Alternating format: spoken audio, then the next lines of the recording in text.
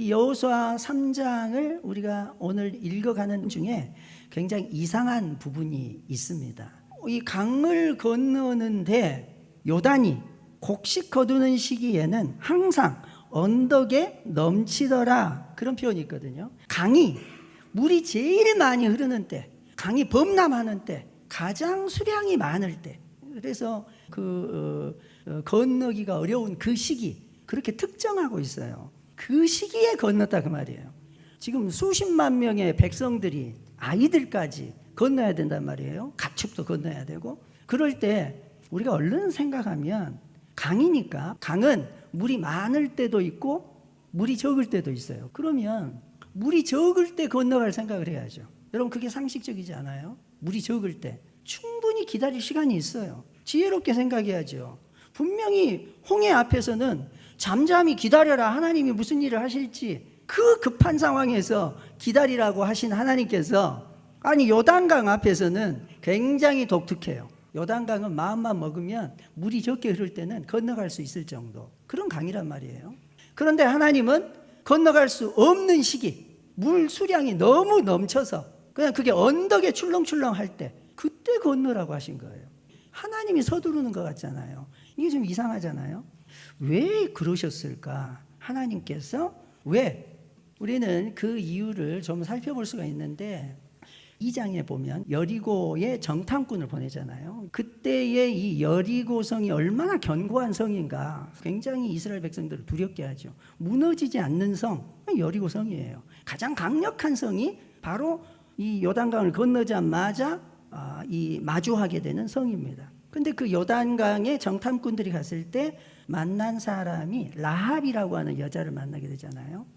근데 이 라합이 하는 이야기가 있어요. 라합이 신앙 고백 하나를 합니다. 신앙 고백이라기보다는 그가 들은 소문, 하나님이 어떤 분인지에 대해서 라합이 들었어요. 라합이 여호와께서 홍해의 물을 마르게 하신 일을 우리가 들었다, 이 이야기를 해요. 여러분, 근데 이거 당연한 것 같잖아요. 그런데 라합이 이야기를 한 것은 상당히 놀라운 이야기예요. 왜냐하면 라합이라는 사람은 이스라엘 백성도 아니고 가나안 사람이고, 그리고 여러분, 이 이야기는, 홍해 사건은 벌써 40년 전 사건이에요. 지금 이 시기로 말하면 정탐꾼이 여리고에 들어갔을 때 라합이 한 이야기는 40년 전에 있었던 이야기를 라합이 말하고 있는데, 그것도 생생하게 말하고 있어요. 그 이야기를 하면서 뭐라고 덧붙이냐, 그 이야기를 들을 때에 우리의 마음이 녹아버렸다. 어떤 하나님이기에, 그 능력이 어떤 분이기에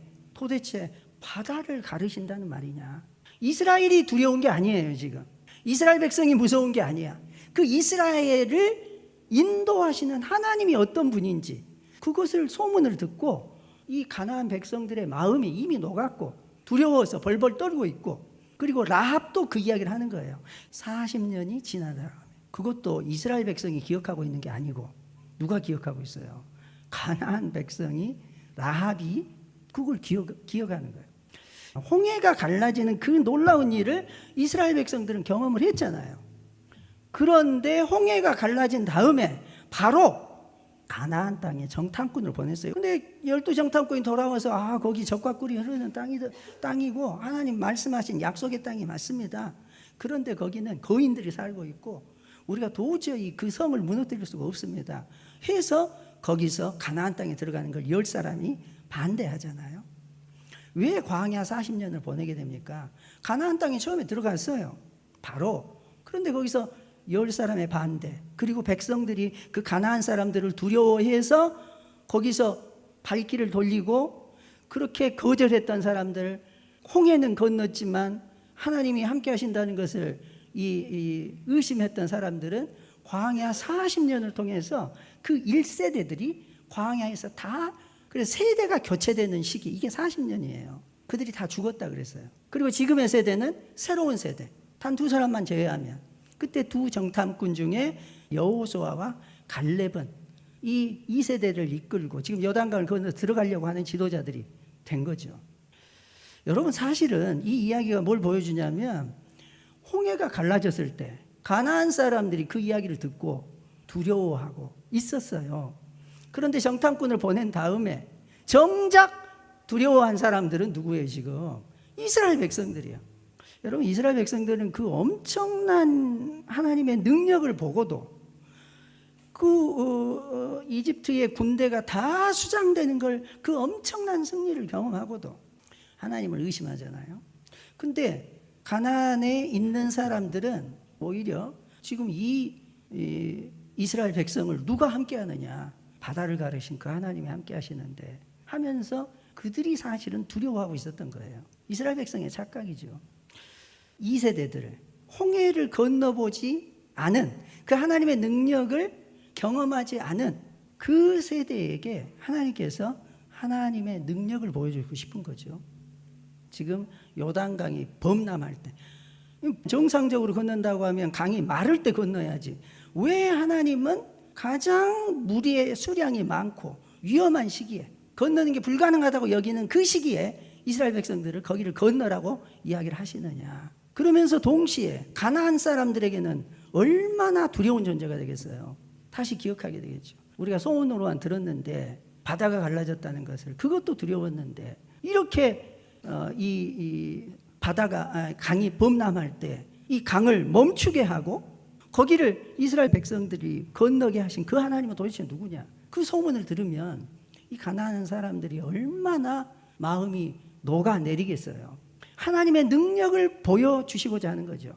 가나안 사람들에게 능력을 보여줄 뿐만 아니라 이스라엘 제2세대들에게, 그들은 홍해를 건너본 경험이 없는 사람들이기 때문에 이 능력의 하나님께서, 불가능이 없으신 하나님께서 너희와 함께한다, 이것을 그래서 보여주기 위한 하나님의 의도가 사실은 숨어 있죠. 그러니까 홍해 사건, 바다를 가른 사건에 그런 의미에서 긴밀하게 연결이 되어 있는 것입니다. 하나님의 능력을 경험하지 못한 사람들에게 반복적으로 경험하게 하는 그런 그 하나님의 뜻이 거기에 숨어 있는 거죠. 그런데 사실은 이거 외에도 하나님께서는 더 큰 중요한 의미가 있어요. 이 두 이야기의 차이점도 너무 분명합니다. 그 차이점 중에 하나는 홍해를 건널 때는 굉장히 급박한 상황이었어요. 이들은 이제 이집트에서 탈출했고 어떤 무장도 돼 있지 않았고 싸워본 적도 없고 자기들끼리도 하나가 되지 않았고 아주 그야말로 오합지졸이었습니다. 어디로 가는지도 모르고, 그런 상황에서 앞에는 바다가 가로막혀 있고 뒤에는 이집트 군대까지 따라왔어요. 얼마나 급박하고 위기를 느꼈을까, 두려웠을까, 이스라엘 백성들이. 그런 시기였지만 요단강은 다르다 그 말이에요. 아니, 좀 기다리면 될 텐데, 못 건너갈 만한 것도 아니에요. 급박한 것도 아니야. 무슨 군대가 쳐들어오는 것도 아니고. 그리고 이 사람들은 싸워도 봤어.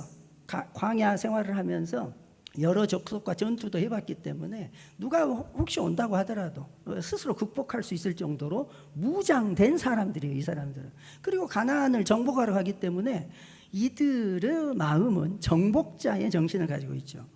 이집트에서 막 나왔던 사람들은 정말 그야말로 약하고 힘없고 어떤 능력도 없는 보잘것없고 초라한 존재들이었다면, 지금 요단강 앞에 서 있는 이 사람들은 사실 쫓겨서 들어가는 게 아니고 정복하기 위해서, 거기를 점령하기 위해서 이 자세가. 그래서 이런 의미에서 이스라엘 백성들의 이 각오의 차이 또는 신앙의 차이, 태도의 차이가 있는 거죠. 여기서 여호수아를 통해서 하나님께서 하신 말씀이 뭐냐면 너희가 먼저 가라는 거예요. 아직 갈라주시지 않아요. 마르게 하지 않았어요. 물은 흐릅니다. 세차게 강물이 흘러요. 그런데 발을 내딛고 강물에 들어서라는 거예요. 강물이 마르지 않은 상태에서 네가 먼저 발걸음을 내디뎌라. 이 차이점이죠. 이게 우리가 흔히 이런 이야기 하잖아요. 여호수아 세대다. 출애굽할 때의 그 1세대와 가나안의 요단강을 건너서 들어가는 이 이스라엘 백성이 차이가 있다는 거예요. 가나안에 들어가는 이 세대는 정복을 위해서 들어가는 것입니다. 출애굽했던 이스라엘 백성은 이집트에서 탈출하는 게 목적이었어요. 그들은 자유를 얻는 게 그냥 목적이었습니다. 그 힘들고 어려운 생활을 끝내고 끝장내는데 그들에게는 더 큰 의미가 있었다면 가나안에 들어가는 이 사람들은 이제는 종이 아니잖아요. 이 사람들은 군대입니다. 정복자들이에요. 이들에게 요구되는 게 뭐였느냐? 그게 믿음입니다.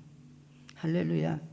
그게 순종이에요. 순종. 믿음이 없이도, 순종이 없이도 여러분 하나님은 기적을 베푸세요. 아멘. 그런데 지금 여기서는 틀려요. 주님께서 요구하시는 거예요. 믿음을 요구하시고 순종을 요구하세요. 왜 그러느냐? 이게 이 정복의 세대, 제2세대, 새로운 시대는 그들이 사명을 가지고 있는 것입니다. 사명의 시대. 여호수아 3장 7절에 이렇게 말씀하고 있어요. 여호와께서 여호수아에게 이르시되 내가 오늘부터 시작하여 너를 온 이스라엘의 목전에서 크게 하여 내가 모세와 함께 있었던 것 같이 너와 함께 있는 것을 그들이 알게 하리라. 여호수아를 모세처럼 세우겠다는 말이에요. 근데 모세는 출애굽을 담당했다면 더 못해 보이는 여호수아는 정복자로 세우신 것입니다. 우리가 신앙생활 하면서 이 죄로부터, 그리고 우리의 고난과 고통으로부터, 우리의 얽매인 저주로부터, 죽음의 사슬로부터, 거기에서 끊어져서 구원의 자리로 옮기는 것은 전적인 하나님의 은혜인 줄로 믿습니다. 그런데 하나님께서 지금 제2세대 이스라엘 백성들에게 요구하시는 것은 거기서 멈추지 않고 하나님이 일방적으로 이루셨던 그 기적이 이제는 우리에게 전가하셔서 우리에게 믿음을 주셔서 우리에게 순종의 능력을 주셔서 순종이 기적이 되고 이 믿음이 기적이 되게 하는 세대를 일으키시는 거예요. 주님께서 그 기적의 자리에 우리를 주인공으로 세우시기를 원해요. 왜냐? 이들은 가나안 땅을 점령해야 되는 세대예요. 명확한 비전을 주신 거예요. 단순하게 강을 건너는데 멈추지 않고, 그래서 이 이스라엘을 여호수아와 함께 사명의 사람들로, 비전의 사람들로, 정복자의 정신을 가진 사람들로 하나님께서 준비시키시기 위해서 사실 요단강을 건너는 것은 하나님의 의도된 훈련 계획입니다. 이게 하나님의 방법이에요. 그냥 인간적인 방법으로 지혜를 사용해서 좀 기다리자, 지금 건널 때 아니야, 이렇게 할 수도 있지만 하나님께서는 어떻게 보면 위험 속으로 의도적으로 몰아넣으신 거거든요. 우리의 신앙이 어떤 식으로 도약을 하느냐, 어떻게 해서 복음 증거의 사명을 갖게 되느냐, 어떻게 해서 자녀의 신앙에서 희생하는 부모의 신앙으로 도약하게 되느냐, 그것을 이 요단강을 건너는 사건에서 보여주는 겁니다. 그 1세대들은 하나님의 은혜를 붙잡은 건 좋아요. 일방적으로 하나님이 그렇게 하셨으니까. 그러나 그들은 믿음이나 순종에서 실패한 세대잖아요. 그들은 광야에서 다 죽게 됩니다. 이 세대는 새로운 세대, 가나안을 정복해야 되는 세대, 믿음을 사용해야 되는 세대, 순종이 기적임을 보여줘야 되는 세대, 이 새로운 세대가 일어난 거예요. 그래서 믿음은 도대체 언제 쓰나, 우리가 순종이라고 하는 것은 도대체 언제 순종하나, 그런 위기와 고난을 통해서 믿음을 드러내도록, 순종의 능력과 순종의 기적을 드러내도록 하나님께서 그야말로 의도적으로 그 시험 가운데, 고난 가운데, 불가능한 상황 가운데 우리를 몰아넣는 거예요. 어떤 일은 우리의 실수 때문에 일어납니다. 어떤 일은 우리의 연약함 때문에 고난이 일어납니다.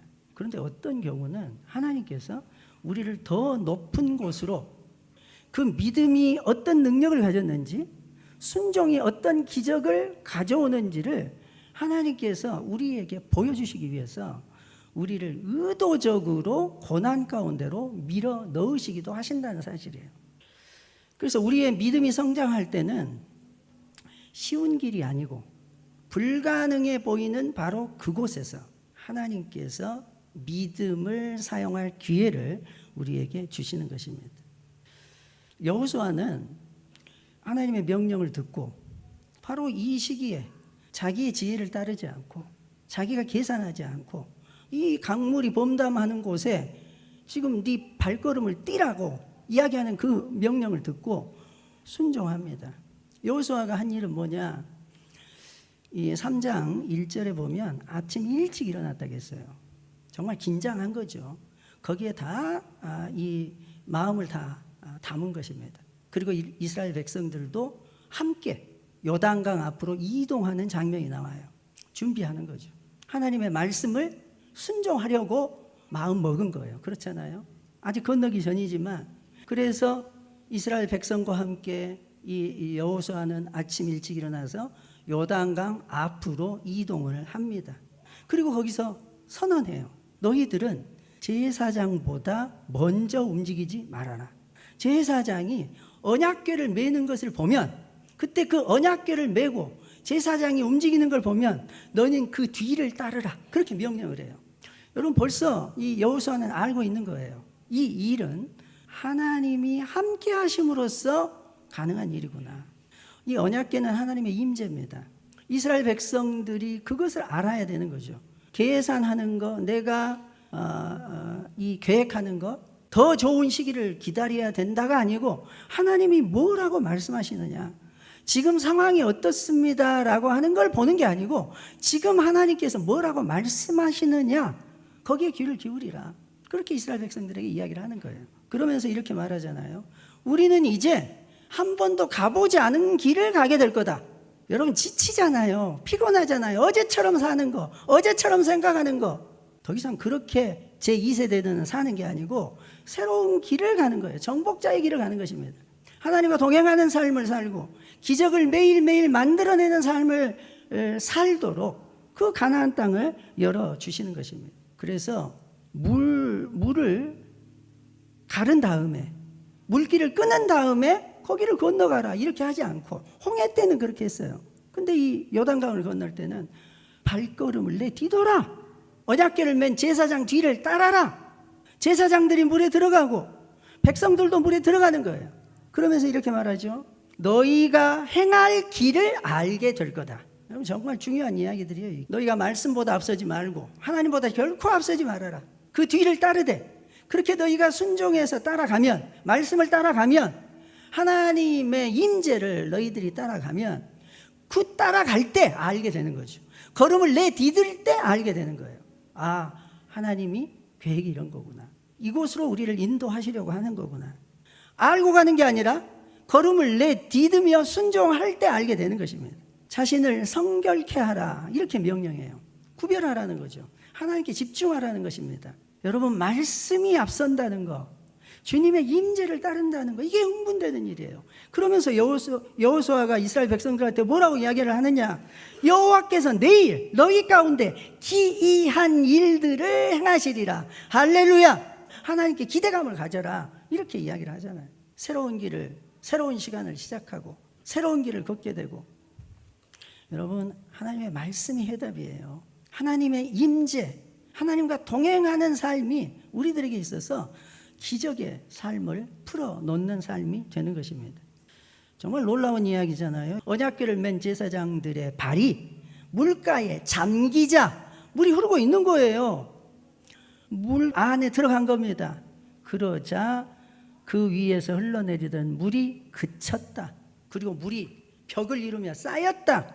그리고 물이 온전히 끊어졌다. 그래서 백성이 여리고 앞으로 바로 건너갔다. 이렇게 기록하고 있어요, 성경이. 일반적으로 행진을 할 때는 뭐 정찰병이 앞선다거나 선발대가 앞선다거나 그렇게 하는데, 제사장들이 언약궤를 메고 먼저 앞서갑니다.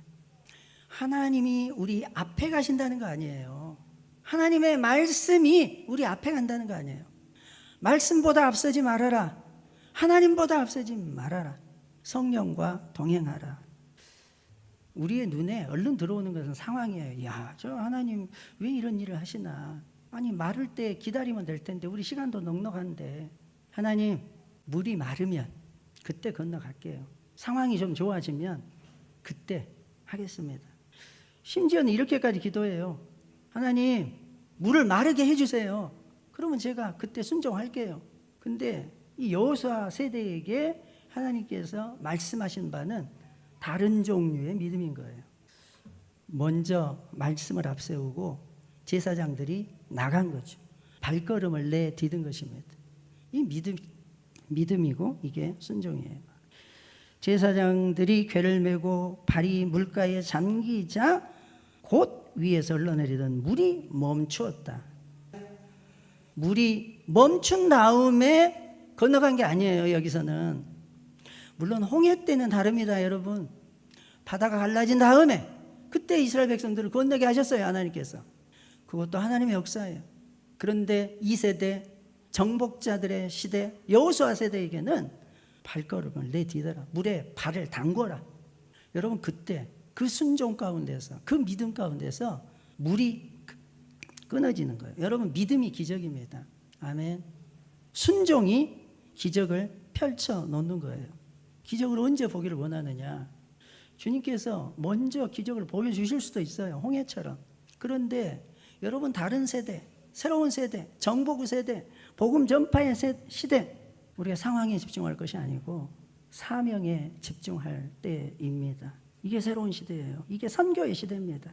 이게 바로 성령의 시대예요.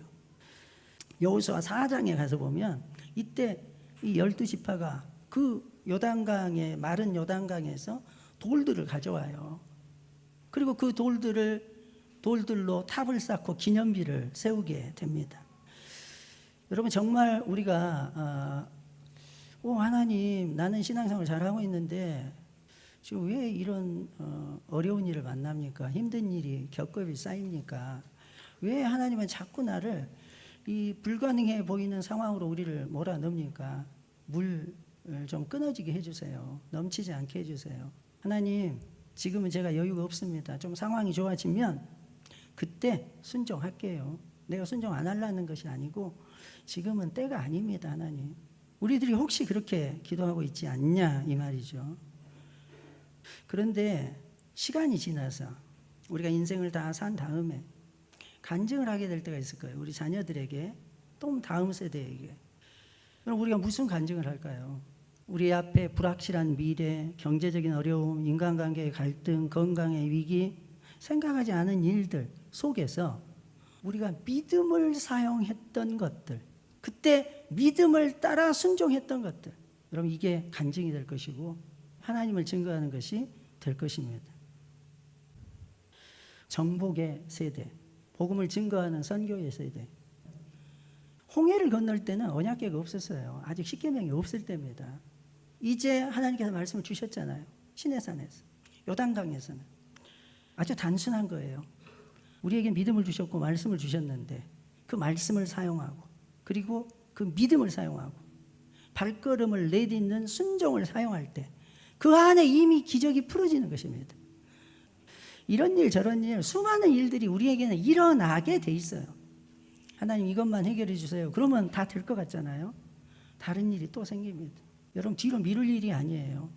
우리가 믿음을 사용할 때, 하나님의 말씀에 순종할 때 내일 기이한 일을 하나님께서 행하실 것이다. 여러분, 새로운 길을 우리가 걷는 삶을 살아가야지. 언제까지 어제처럼 또 살고 어제처럼 또 살고 다람쥐 쳇바퀴 같은 삶을 살겠어요? 지겹다. 그게 지겹지 않냐 이 말이에요. 하나님의 말씀을 따르십시다. 앞장 세웁시다. 그 말씀에 순종하십시다. 사실 홍해에서 함께 하셨던 하나님, 우리가 아무것도 할 수 없을 때, 심지어 두려움 속에서 순종조차 할 수 없는 힘이 없을 때, 그때 함께 하셨던 하나님 기억해야 됩니다. 그러나 이제는 그 신앙이 요단강을 건너는 신앙으로 믿음을 사용하고 믿음을 선포하고 순종함으로써 하나님이 우리에게 맡기신 그 기적을 풀어놓는 삶, 그 삶이 오늘 우리 예배자들의 삶, 해돋는 교회 교우들의 삶이 되어지기를 축복합니다.